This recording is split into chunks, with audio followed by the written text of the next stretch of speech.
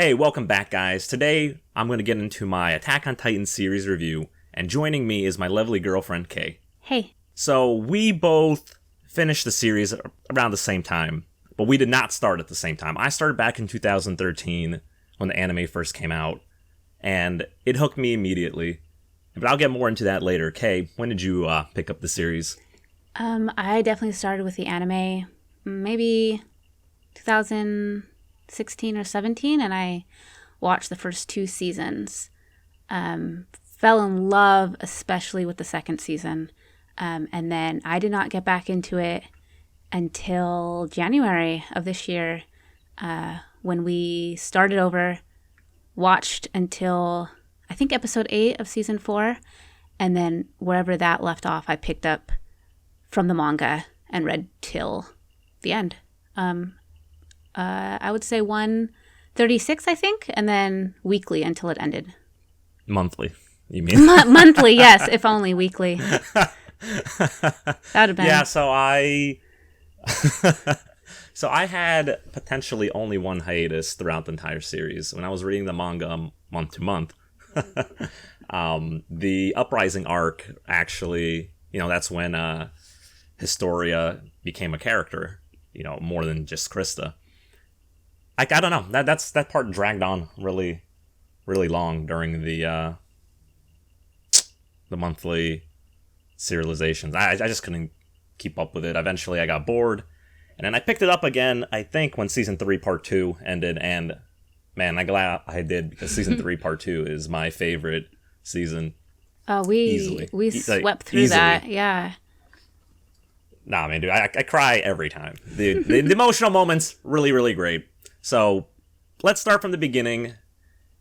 Season 1, Eren and his friends, Armin and Mikasa, are behind the walls. Eren is this hot-blooded kid who values freedom above all else. He wants to go outside the walls. He wants to join the scouts. And then his world gets turned upside down, and we get taken on this adventure where humanity fights back against the Titans. And for me, personally, the characters weren't necessarily the most developed, I think, in the early seasons. It's supporting cast included, the members of the 104th. But Eren himself was enough for me to get attached to the series. And everything Eren cared about, I ended up caring about myself. That, to me, kept me going enough to get invested into the world that was ever expanding. The characters, the mystery. And that's why I kept going for most of it, is the characters, until more characters started in development, which each following season, and eventually, each following chapter when I switched over to the manga. And that's my biggest draw to it, was the characters. What about yourself? I remember when I first started, it was definitely the combination of the animation, along with just the horror of the situation being inflicted, not only on these kids, but on the society as a whole. And I remember, and I was just getting into writing at the time and thinking, what type of absolute trauma and civilization and constant threats of fear and survival, what would that do to a people? And how would they adapt, and how would they overcome? And obviously, as the first season unfolds, we see the scouts, we see the wall, we see all of these different ways that people under pressure, so to speak, overcome continuously.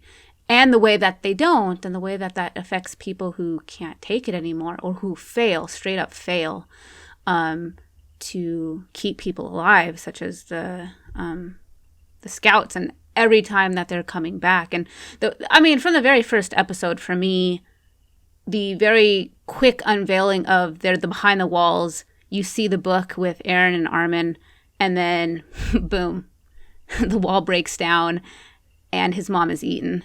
And in other sorts of things, especially like books, that's really difficult to pull off because you don't necessarily care about the characters yet. But I think something about the animation, and Eren himself, who I really liked from the first moment, and and in his terror and in his sadness really gripped me, and I carried that through all the way to season 2. Even if I felt like season 1 slowed down a little bit for me in the back half, I liked where it explored into what it eventually became. Right. And Eren himself... Oh, man, dude, I lost track of what I was going to say. Oh, was it that good? No, I was kidding. No, I remember now. Okay. So, yeah, no, I agree with what you're saying. Eren immediately drew me in. He is probably... the thing is, I don't even think it's necessarily something that's even common to anime. I think there's only a few characters where in the first chapter or first episode you can immediately get behind. For me, Lelouch Lamperouge from Gold Geass immediately drew me in after episode 1. Kaneki Ken after Tokyo Ghoul immediately drew me in. And those end very differently. But, we're not going to get into those. But then in general, it's very hard for a character to be written almost immediately right off the bat before they get the characterization to be compelling. Right. I had a video why Eren was compelling almost right off the bat, and that's really stuck with me as I went through the series. And as Eren grew, so did our world. In season 1, we have just humanity behind the walls, and they're fighting for every inch. Immediately, they lose, what's it called? I forgot what the percentage of landmass it was, but they lose 20% of the population. They're behind the second set of walls now, and they fight for every inch. It's basically, they only get back to Wall Maria at the end of season 3, part 2. That's crazy. That's like, chapter count, that is like, I don't know, 60s, 70s, 80s. Yeah. I'm pretty sure I remember the post-time skip is like chapter 90-something. That's when it starts. I think around then. One of the very first results of losing the wall is having to sacrifice, 250,000 people, including Armin's grandfather, that they send out just because they can't, or they allegedly can't, considering all the issues with the king and the royalty at the time, they can't care for them. There's nowhere for them to go. You see the results right away between the refugees and the people in the inner walls, and the way that they treat each other despite technically being the same city. I know that they're all kind of spread out, but if you think of Paradise as one, I suppose it's one country, but the effects are immediate, no matter how much they lose. So yeah, no, I like that. It was great to follow along. The mystery unveiled itself as we pushed. Eventually there was not just the Titans; there were the Titan shifters. Eren, who hated Titans more than anybody else, was a Titan himself. That writing was really great. The way the reveals poured in one after another. First, Eren is a Titan, and then you think, oh wait, if Eren can transform a Titan, maybe the shifters that maybe they're human to begin with. And then there was a traitor who killed, the Titans that Hanji, captured. And there's just always this air of mystery throughout the entire series. The characters, like I said, besides Eren, there wasn't really much characterization really early on. But as you went on, as there was loss after loss after loss, you started to become fond of the cadets. Jean, Connie, Sasha, Ymir, Krista. It's Reiner. Even the Reiner was the big brother at the time. It was a great story following these people around, and the reveals were crazy. You would just sit there theorize over and over again because a big part of the story was the mystery. Yeah. For me it was. I loved the character. I was Eren fanboy, whatever you want to call it, from day one. But the mystery how could is you what not kept be? the story going. Yeah. So for that kept the series going. I really, really liked it. Well, considering the fact that very early on, if I recall, you're introduced to the concept of Eren's basement, and you don't get to see it for three seasons, and what is it, part 2, and you just salivate for so long at the thought of what is the answer in this basement. We're all Erwin in that moment. I want to live long enough to see what's in this freaking basement. And it's like waiting for One Piece. You got to know what it is. And it sets up mystery after mystery after mystery, because right away you notice that Annie's Titan, Reiner's Titan, Bertholdt's Titan, they look a little differently than the pure Titans, and they act a little differently. And oh my god, the first time that first of all, you're a little led to believe that Eren dies right away in the beginning, right? But the first time that Annie and Eren fight, that was such a hook. I mean, that was one of Eren's first character growth, because the entire time he's, do I trust my teammates? Do I trust myself? And he chose trust his teammates, and they all died. Right, and that was the very first time that, you know, maybe things are going to be different, and maybe the fight is going to emerge from, you know, this kid inside the wall for some reason, and you start to think, okay, if Eren can turn, what about everybody else? Can we get Mikasa in a Titan? Can we get Armin in a Titan? And it just boom, boom, boom, boom. You get to know all the characters. You get to see their personalities. And it's just fun. It's a lot of fun all the way to the end. It's crazy fun. I remember the entire time I was just calling you the acorn in the wind, and I'm the ancient oak. Just because how big the world expands after a while. Like, the mysteries just kept piling up. Eventually you get to the basement, and humans are outside the walls. But it's not necessarily happy out there for the, the Eldians, which we came to realize that the people of Paradise are. And dude,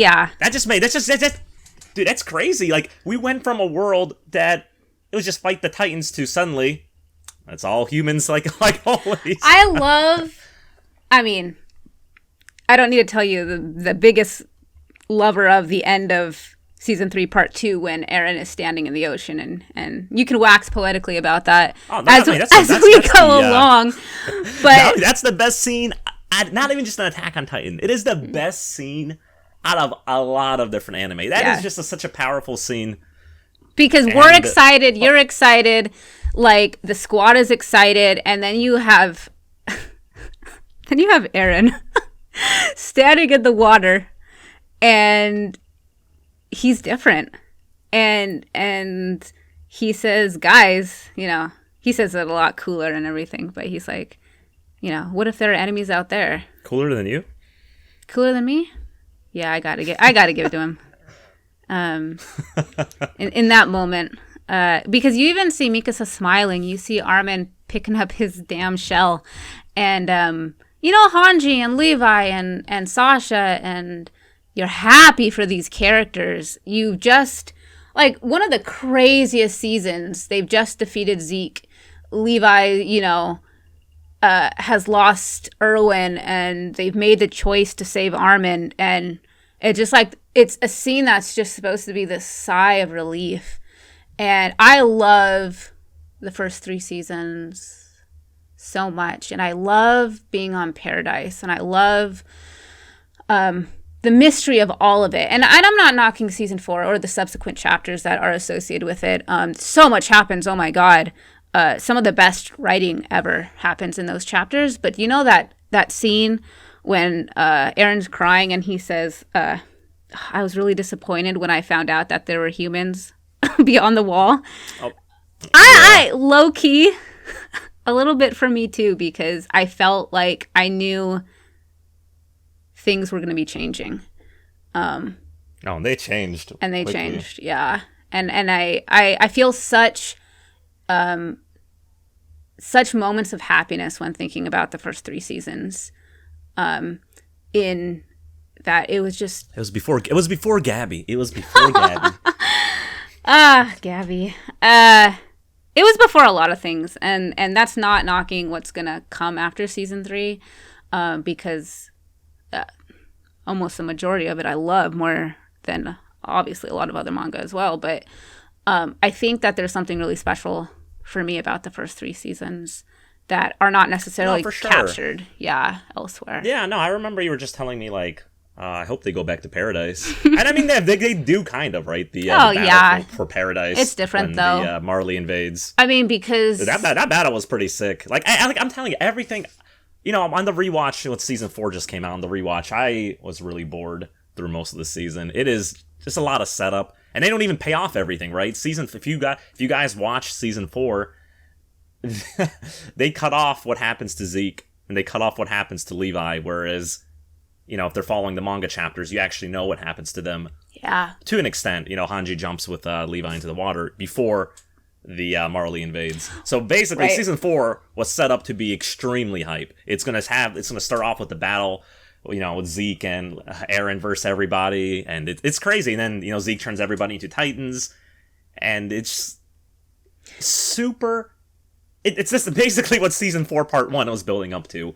It's great, and it's some of the best chapters when you read it. It is crazy. And what Eren does, I was cheering for him. I was just like, what the fuck? When Gabby shot Eren in the head. I was like, dude, she cannot be any more broken. I was like, get the fuck out of here, Gabby. Yeah. Oh my god. Because by that time, obviously... I mean, go ahead. Sorry. No, I'm sorry. By that time, I was solidly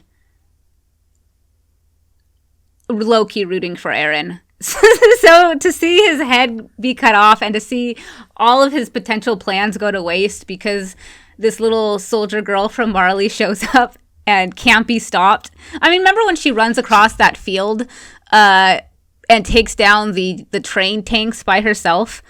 Did she just take it? She was sitting there sliding, getting headshots, man. Later on, she's on Falco. Gabby was unstoppable. She's a 12-year-old killing machine. I mean, and that plot armor pissed me off for the most of it. Until the end, where I kind of forgave most of it based on her character arc. Yeah. But in that moment, I was like, God damn you, Gabby, you struck again.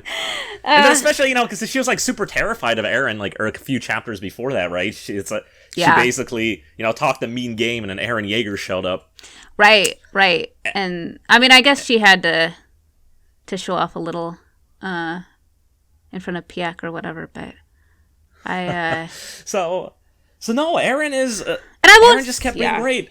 Yeah. Go ahead. Like, I mean, he at the time, we were led to believe that him and Zeke were on the same page, that they were doing the Eldian euthanasia plan. And, dude, when he gets into the paths, like, he catches his head before Eren dies.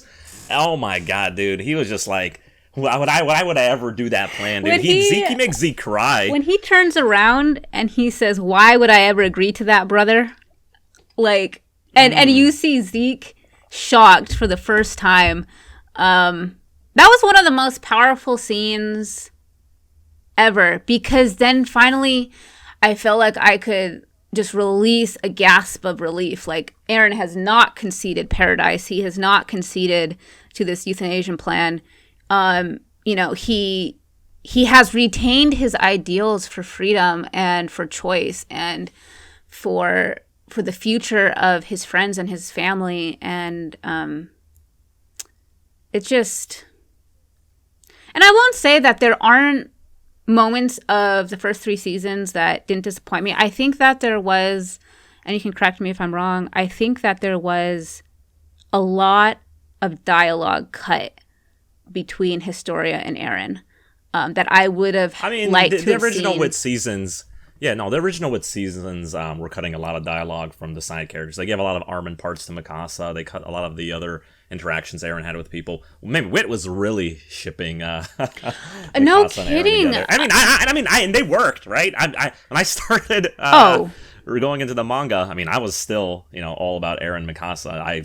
I fell under the spell. They're dynamic, yeah. The reveal of the backstory of Eren Mikasa, and we can get into it. I'm disappointed a lot with Mikasa's character in a variety of ways, but the backstory, the reasoning as to why she's so serious and so devoted to Eren as she is, Eren showing up, murdering 2 grown men because they were threatening Mikasa's freedom, that's good stuff. That's some of the best stuff in all media of a relationship between 2 characters. And I think that considering how big Attack on Titan came to be, it is, in my opinion, a disservice not to have included side character moments, especially the moments between Eren and Historia. Read chapter 54, y'all. It's it's one of the it's one of the best chapters for me in the entire story, because we see significant character growth between two characters, and we see Historia dropping. Now, if you want to talk about a character having a front or a facade, or a character lying to other characters, we can have a conversation about Historia and her alter ego Krista. I'll believe that argument. Not about Eren if Yeager you want and Eren Yogurt. If you want to start talking about Eren, the man himself, having a facade, we can have that conversation, because that's just character assassination to the highest degree. And clearly you already want to you're edging to get into that ending. We are at 21 minutes.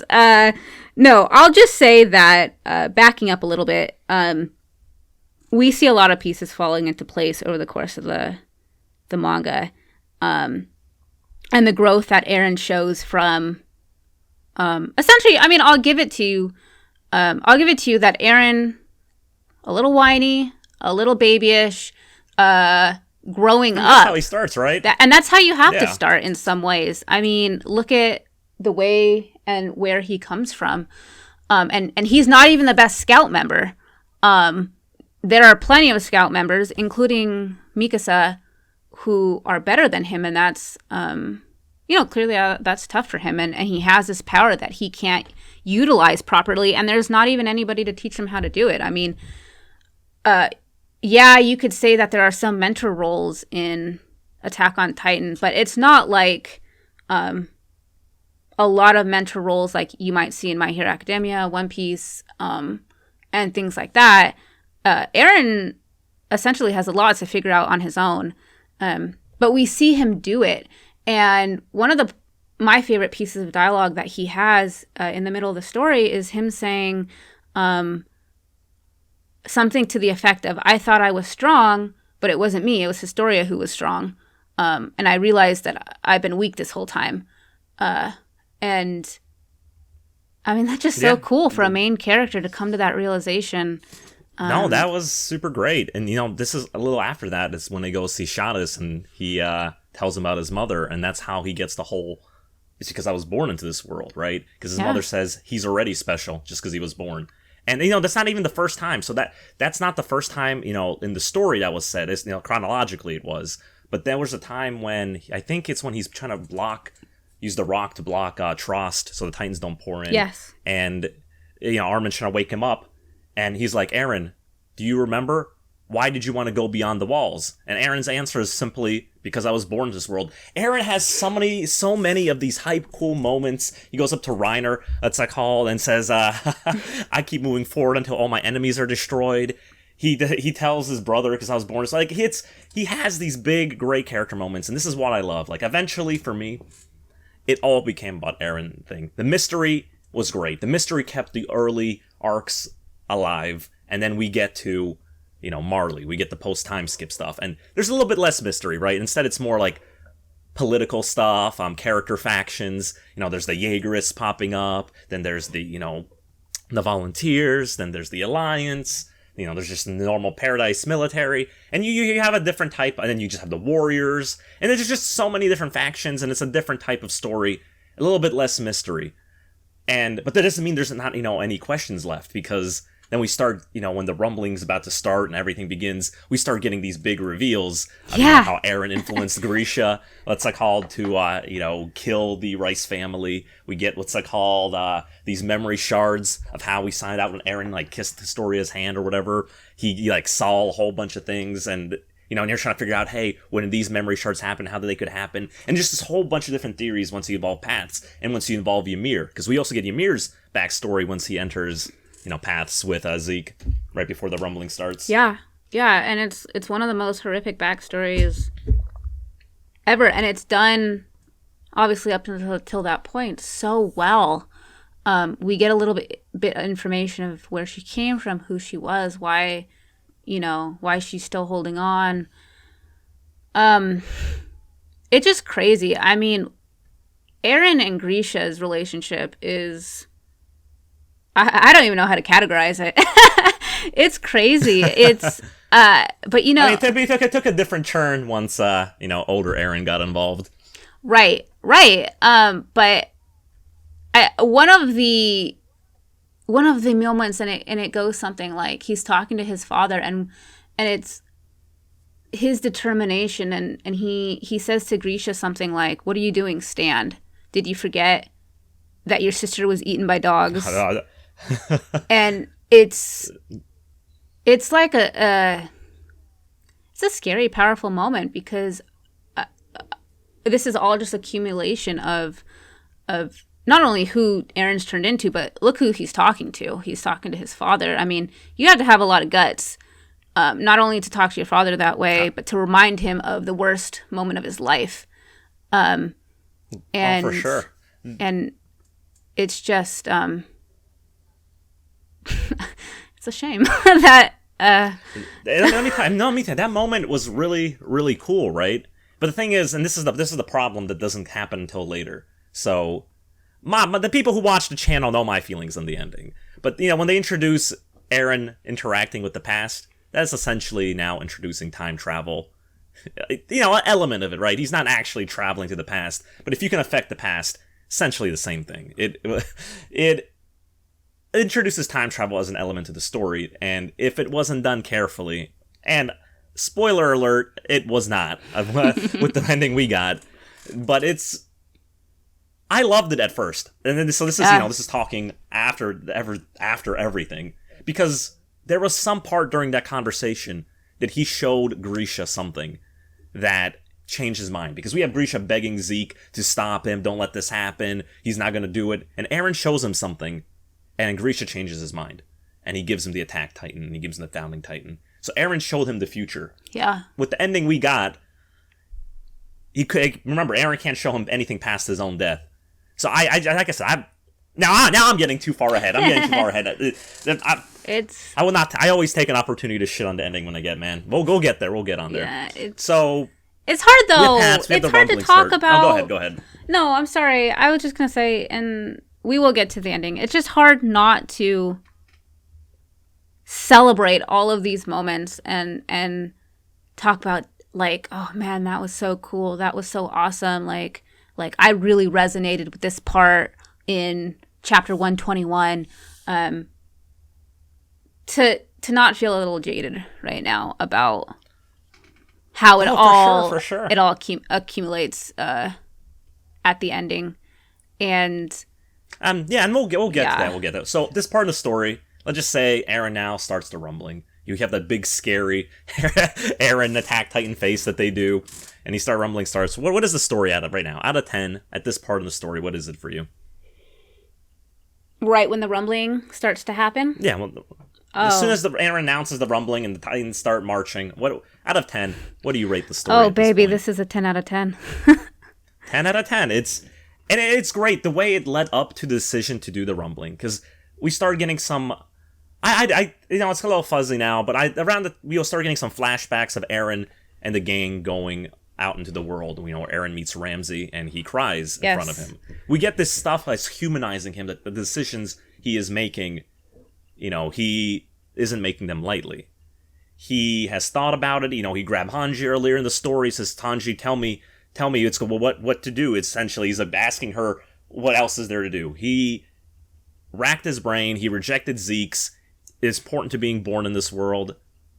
Yeah. And what's your answer? Like, tell me what to do so I don't have to do what I have to do. Exactly. And because the question was, Marley and the rest of the world made literally an alliance to basically eradicate paradise. So his decision is what? It's try to keep the status quo and keep. He had that's that conversation he had with Historia, is like parent eating child and child eating parent, whatever, on and on for the rest of the history. I don't want that. I don't want to breed like livestock behind the walls. He doesn't want to keep the status quo. He wants to go out and explore the free world. That was his whole thing from basically the beginning. And, with the rest of the world isn't going to allow that. They all hate them. They are the island of devils. They want to eradicate them from the world or even steal their resources, whichever. Just get both. Why not both? And he had a really, really hard decision. essentially his decision was, I'll keep moving forward until all my enemies are destroyed. He will go on and kill the rest of the world, so paradise stays okay, that they won't harm anybody in paradise because that's the place he grew up in, that they'll be free. That's how it amounts to be. It's basically, do we choose the people with, like Zeke? Zeke chose the one side where the most amount of people lived, and then the Eldians go away. Eldians have only suffering the world. They're not born, so they isn't something. Eren rejected that. Eren rejected the notion that death is freedom. That's because it's not. That's one of the main themes of the story, is death is not freedom. How many times do we see the scouts losing lives, and even Erwin gave that speech that their death was meaningless? Do you think their deaths were meaningless? So unless you keep moving forward and give, that meaning death, that's only when it... oh my god, I'm just... Basically, if you keep moving forward, you'll give meaning to the people who were lost, is what I'm trying to say. And at no point was it equated. So Eren chose freedom for Eldians. If there's no one left on the other side of the wall, then everybody's technically free. That's how the cycle of hatred is broken. It's not an easy decision. And Eren is... people were trying to say that, it makes him a psychopath. I think it makes him superhuman that he cries about it. He wants to save his friends. He wants to save the people of paradise. Choosing the people over the people who want to kill you, it's, doesn't seem like that too hard of a decision. Yes. I think... But when you have to do it yourself and you have to take those lives, that's when it becomes, devastating. And Eren doesn't ask anybody else to do it. He takes the burden upon himself. He recognizes that he has the power to see it done. He says in his inner monologue, and you... damn, I'm going to talk about the ending again. I mean, you can go ahead. We're approaching. I think that there comes a huge disconnect for me on a variety of different levels, where you have some arguments trying to be made that Eren never grew up. This was who he was the whole time, that this has been a front, that has been a slave, everything was predestined, or that there was signs, trying to argue Kenny saying you're always a slave to something. Okay, but it has to be executed properly. And none of it can be executed in a last chapter. If we had 20 more chapters to see the decay of Eren's character and the trauma of what moving forward has done to him, I think that you could sell that to more people. But if you do that in a single chapter, because that's not how inner monologue works. When we see him talking to himself in 130, and him saying, I'm going to destroy them, every last one of you from this world. Eren can lie to every single character that he meets. He cannot lie to the reader. Not if you're giving his innermost thoughts. And I think... The founding Titan power lets him break the fourth wall. Yes, unless this has all been a meta commentary, then Isayama has played all of us. But when a character stands up on stage, for example, where most monologues, classically, for example, happen, you are talking to the audience, but you are talking to yourself. And Eren can't, unless you're trying to just William Faulkner this and say that, we're supposed to just figure out that his narration was damaged in some way. But I just don't buy it. You know why I don't buy it? Because it's not satisfying. And for me to accept something and to you to really sell it as a storyteller, it has to be satisfying. It has to be well done. And the retcon of his character, I think, hurts a lot of people. And that's okay. It's okay to be hurt by that. I don't like this idea that because we didn't get the badass Eren, because the Chadron, as they say, well, fuck it. I wanted that. Maybe I did.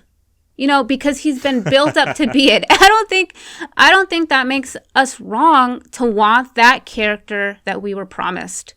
And I don't think that I or you or anybody else built that up in his head, that we somehow supplanted our desires onto Eren. No, I think Isayama clearly told us who Eren was. Yes, he has his sad moments. Yes, he has his weak moments. He's been human for 138 chapters. Him in that last panel, that I think we all know what I'm talking about, to me is not human. There's nothing human really about that in relation to his character. When he sobs in front of Ramsey, that's human. When he pushes his friends away to protect them, to save them, that's human. When he searches and talks multiple times throughout the time skip how he needs to save Historia, how he refuses to let Historia be sacrificed, that is human to me. Everything regarding Historia having a baby and him being there for that conversation, that's human.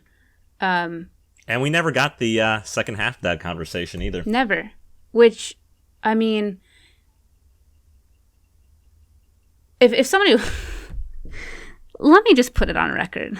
The farmer is not the father. You can't sell that to me. Is this the alternate version I've been hearing about? The alternate ending? Why would Eren be there when she talks to the farmer? Like... Bro, Eren just into that kind of stuff, bro. He was just he was setting himself up for when he became a bird. I hate you.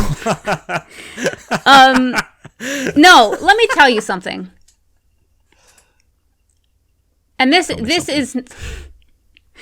is not about, like you said at the beginning, this is not about shipping. This is not about crying because we didn't get an arc that we wanted, or excuse me, a romantic pairing that we wanted. Attack on Titan was never about that. It was about... It's not a romantic comedy. Oh, couldn't it be, though? That'd be pretty funny.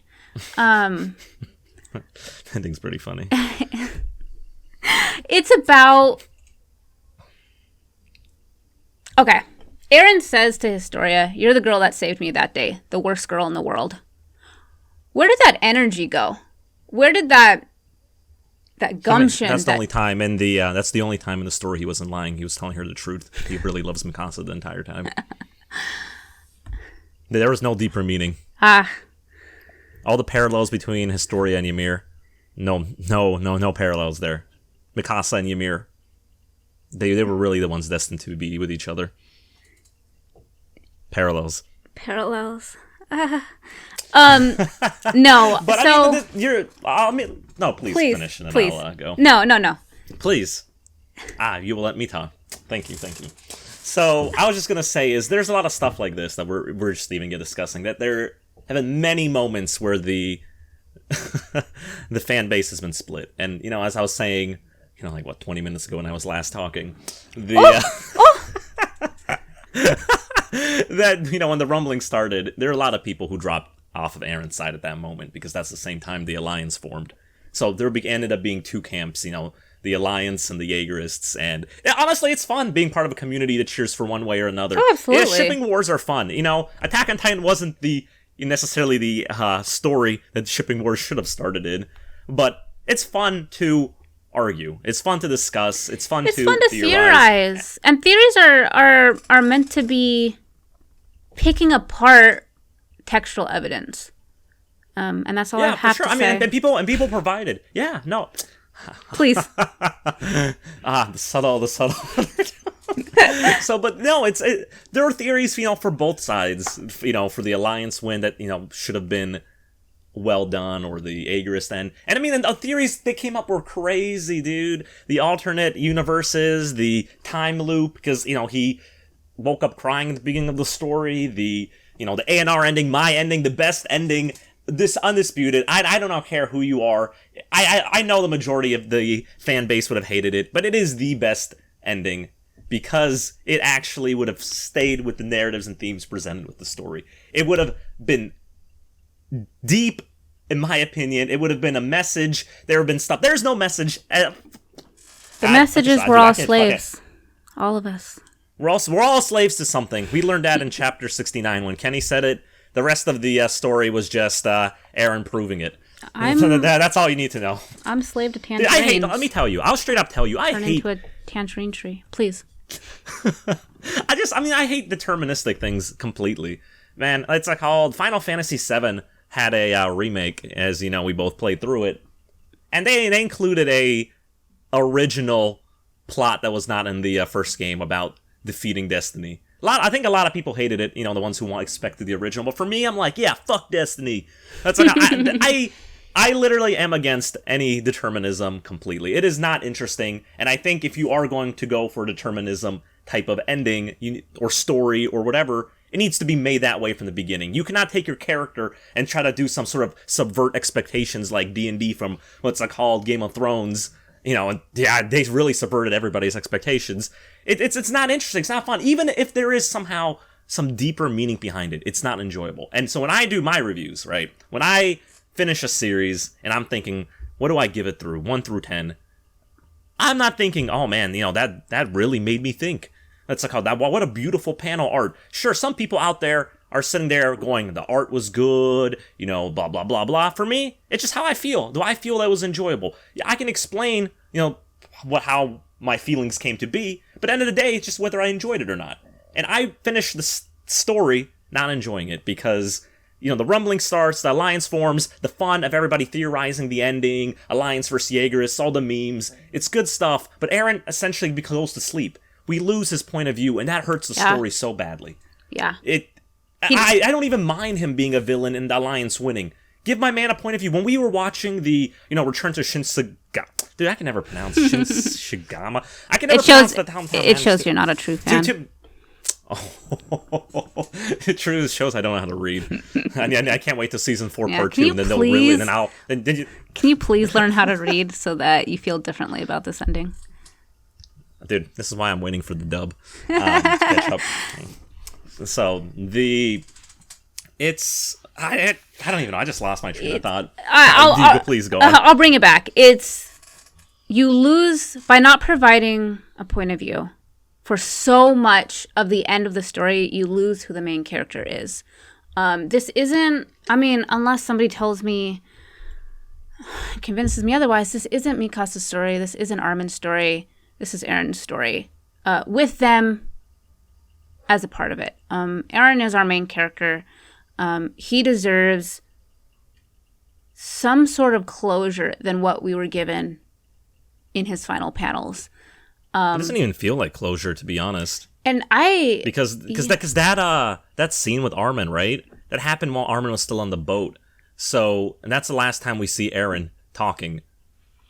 Which happened before. Like, we don't see any final moments from him after while Mikasa's killing him. Like, everything is it feels just so disjointed. Like, it wasn't a natural progression. And I actually just remembered what I was trying to talk about. Please. But Aaron's hometown.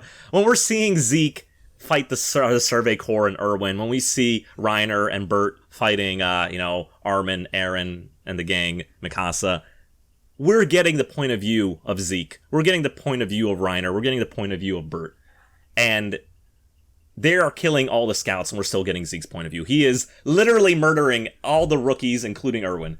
And we're getting the point of view, and it's so much more powerful because how Zeke was so nonchalant about it until Levi got to him, and then it's like, shit just got real for him. That is why that is one of the best climaxes in the series.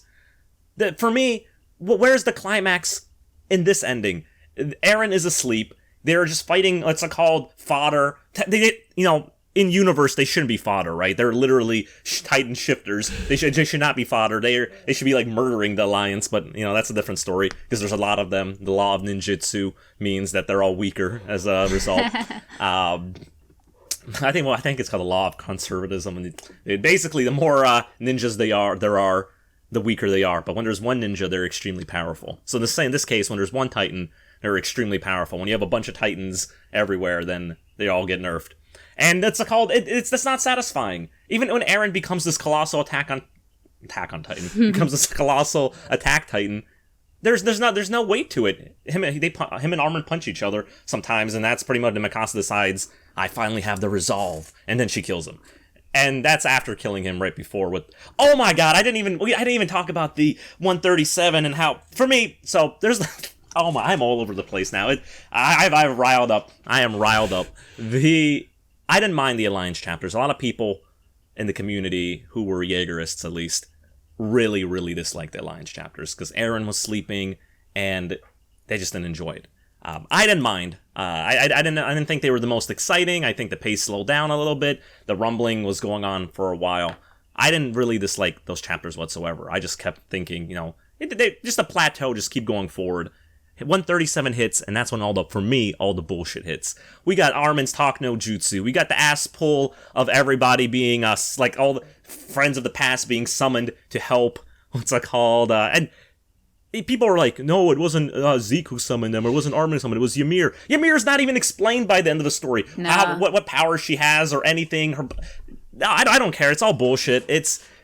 I don't even know why Kruger was there. Zeke didn't know Kruger, and Armin didn't know Kruger. That's like how the Grisha was like, yo, my son Zeke hitting me up to go fight Eren, my other son. You trying to come, Kruger? Hell yeah. And then he just joins up. Like, it doesn't even make any sense. This is all bullshit. How quickly everybody got saved at the last second when the good Titan shifters arrived from the past and they blew up Eren's head. Like, 137 was just a clusterfuck of whatever. And then for me, that's when the series started going bad. Like, that is for me when I realized, hey, I'm in danger of not enjoying how this ends.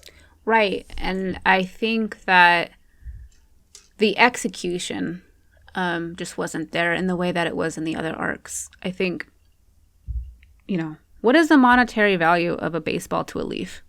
Like when Armin shows up to talk to Zeke, we get don't understand. We get nothing. Mikasa suddenly knowing to blow up Tooth to get Eren out of there, to cut off his head. I saw somebody say that Armin is the one who told them that Eren would be there, but I don't remember that makes me want to die. Like, I mean, maybe it's true. I don't know. Maybe I need to go reread an Armin. If anybody knows, but if it happened off screen, then it's bullshit. Fan fiction. I don't want off screen anything. You could have Hanji and Levi talking about something off screen, but you can't have Armin and Mikasa talking about something off screen. When it comes to bringing down... Who are you, Isayama? You think you can do a better job than Isayama? Why don't you write your own manga with your own ending? Bet. Yes. Just give me 20 years to learn how to draw. And I got you. I got everybody. You have no right to criticize then if you can't draw. Oh, shit. Only other mangaka can criticize Isayama. Yo, let me get Oda on the phone. Well, considering that, like, it's just all about execution, and to me, it was very lacking. And I think even the execution, excuse me, I'm not an artist, but I think that the execution in the drawings of 139 were poor. I think that the shading was weird. I think that the faces were off. Don't get me started on Historia's baby. And I think it's, now we can have all these theories, and this is my theory. I think that Isayama, somewhere along the way, I feel like he gave up. I feel like he was either forced to, in some way, or it just doesn't feel like the person who wrote all of the chapters leading up to it, all of our favorite moments, Erwin, Kenny, the end with the sea, even one of my favorite moments in the show is when Reiner, Ymir, Eren, and Berthold are all up in that tree, and Reiner is slowly oscillating between thinking he's still a survey member, a scout, and thinking himself as a warrior. And Ymir is really angry, and Eren is furious, like screaming at Reiner, and that was such a good scene to me. And I just, that same energy of Eren and Mikasa's backstory, when Eren says, if someone is willing to take my freedom, I won't hesitate to take theirs. Another one of his cool moments. I mean, there's a reason why we like badass Eren, because he's been a badass in some ways since 8 years old. And he under no circumstances real 139 Eren is more cowardly than 8-year-old Eren. Exactly. Under no circumstances did anybody ask 8-year-old Eren to go save Mikasa, but he does anyways. Because he knows the difference between freedom and not. And I think just, I don't know what happened. We can guess. And something you said earlier about how you felt like a majority of the fandom would have been really angry with the A and R ending. I almost disagree. I think that with the way that things... I mean, we would have done a good job telling them why it's a great ending, though. Yes. We would have pieced it all together. I mean, I guess it really depends on the other YouTubers. They'll just tell the fan base what to think based on how the fan base is feeling. You know, it's like a chicken or egg kind of deal. I mean, it's tough when... Well, that's why I think that it's so important to know what you liked about something. What do you like about Attack on Titan? And hold true. And what did it still exhibit at the end of the story? And what did it still... Yes. And carefully articulate why. And I think that a lot of people are doing that. And I think that, yes, A&R would have been tragic. It would have been more tragic. It would have been more... but it would have been... Honestly, it would have made Eren Pete more human than psychopath kill 80% of the world because I don't know why I always felt like I had to. Eren... because I wanted the world to look like your picture books, Armin. Thinking about who Eren is standing in front of the mirror, fight, versus Eren at the end, I don't know why I did that. And I've seen people argue that, okay, he's losing it, he can't control everything. Okay, execute it better. Tell me that. Show me that in so many different ways. And I don't think that... Doesn't sound like you read the story. I'm sorry. You didn't get the message. Isayama crafted this perfectly. I mean, that's its own level of cope, right? Like we are all coping in some way to figure out our feelings because we love this. And I mean, I haven't even gone into the decimation of the female characters in this story, and I can be quick, for a series that refused to kind of treat it in the tropes of the shonen, and for a series that has been praised on the variety of female characters that it's portrayed in a shonen, it's incredibly disappointing to look at Ymir's end, Mikasa's end, Historia's end, and that's why when I think about it, as much as I disliked Gabby during her chapters, she has the best end out of anybody. And I didn't expect to be saying that or thinking that. But everybody else... You saw my character tier list. I did, yes. I did. Dude, I fucking hate Gabby, bro. I put her at A. You know something went wrong. Something went wrong. Something went wrong. I have Eren, Mikasa, Armin at the bottom. You hate to see it. Yeah. I mean, you really do. It would be like, I mean, could you even conceive that you would put Luffy, Zoro, Nami at the bottom? That... I mean, once Oda reveals that Luffy didn't actually want to be free and that he was only following the will of D. He never wanted to be Pirate King. Now, the thing is, Luffy gave the reason he wanted to be Pirate King because he'll be the freest man in the world or something like that. But the reality is, he was just following the will of D. He didn't actually want to be free at all. In fact, he just loved Nami the entire time. Stop, I hate it. All right, we're approaching the hour mark in 5 minutes. I want to wrap it up before an hour. Yes. It's getting really long. We went over the early part of the series, what we liked about it, what we got into. We somehow ended up talking about the ending for a while again. I mean, you cannot. That ending is just so polarizing. It's Go ahead. really quickly. You laid it out pretty clearly why in your rant video Aaron's panels did not work for you. I think that's been pretty well covered. I think also on top of that, my dissatisfaction with the final panels for the Alliance characters.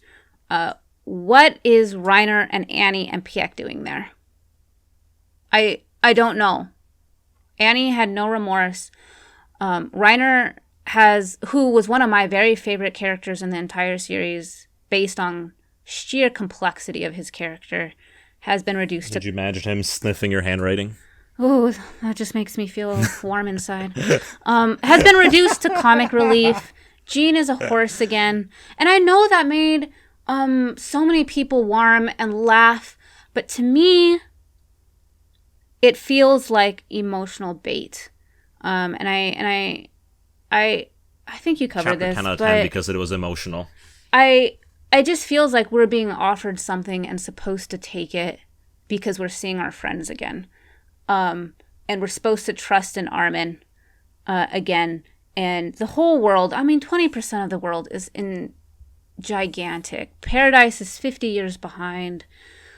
It just... Dude, the world has a plane and Paradise has one port. Treaties, armistices, broken all the time in history.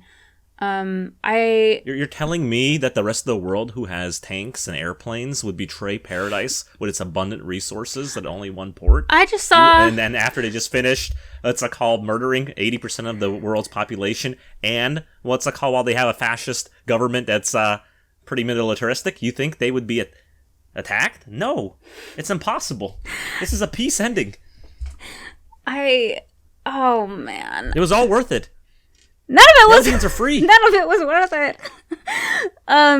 What do you mean? We get to see Historia be a fascist. That's what it was all about. My baby. We need to put that helmet and glasses on her like the rest of the military. Oh, true, because... The snazzy uniform. Where's Flock? What is Flock's opinion on all of this? He hates it. I will say, very clearly, Levi's scene was a banger. That slaps. Yeah, no, I think the whole community can agree on that one. That was so wonderfully executed in that regard. Everybody being detitanized didn't like it. Where did all the colossal titans go? How did Mikasa get back to Paradise? Why is she still under the tree? Where is Historia's shard? What was the baby? Yeah, no, that you can go on forever and forever with the ending. I know. I'm sure there's plenty of people. People who are into the story or already looked all that stuff up. Let's rate it. Let's rate it. We are approaching the hour. I want to cut it off. Sorry, I'm just acting out. Okay, I'm coming from a place of pain. So you first. Out of 10, what do you rate the entire journey from start to finish? Not just the ending. Your entire opinion of the whole series. 6 out of 10. Woo! 10 out of 10 until the lack of character development arcs ending. You go. Man, you're so harsh. I mean, it's clearly an 11 out of 10 story. When Aaron was I think it's a 7 out of 10. I have no plans in rereading or rewatching. I will watch the new upcoming season just to see if there's any changes. But overall, it's a 7 out of 10. I think the journey is worth going through once, which is why for me it's like a 7. I think I could still recommend it to people and just tell them to brace for disappointment at the end. But I think the journey, especially up to the part where season 3 part 2 ends, is really great. And that's where I stand on it. Anyways, I'm going to cut it off here. We're about to reach an hour. thank you guys if you made it all the way back to this hour-long review and discussion. This has been I Don't Know Anything. You can call me V. It's been K. Yes. Thanks for watching. Thank you. Like, comment, subscribe if you enjoyed the video. I'll see you guys next time.